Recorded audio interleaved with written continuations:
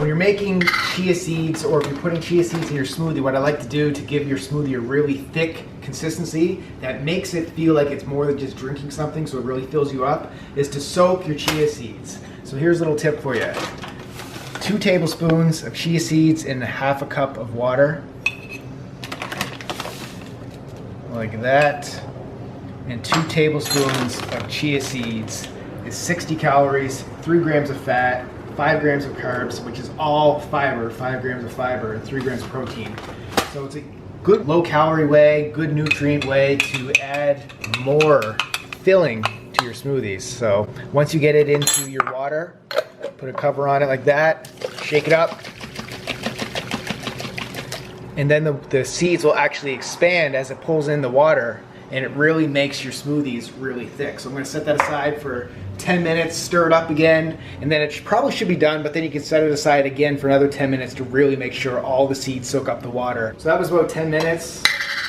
Look at the difference from the seeds now just soaked in water for just 10 minutes. So we're going to add that entire into my smoothie now, and that's going to add so much thickness and just satiability to the smoothie. Satiability. That's it.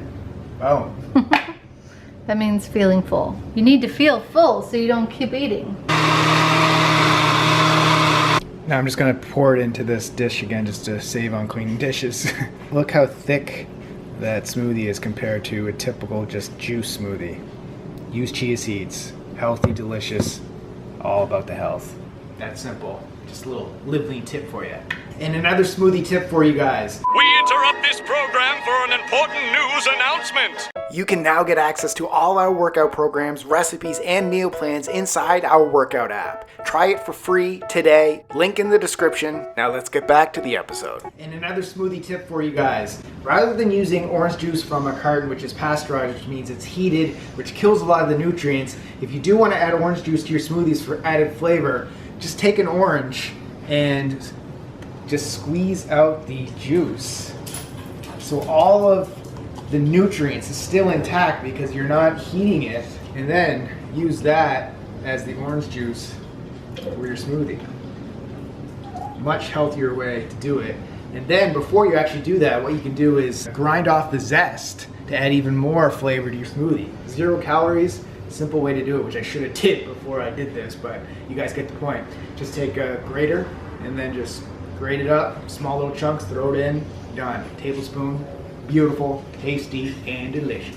Also mention that the sugar and calories from 1 orange is less than... You can mention that. You're not the hidden camera person.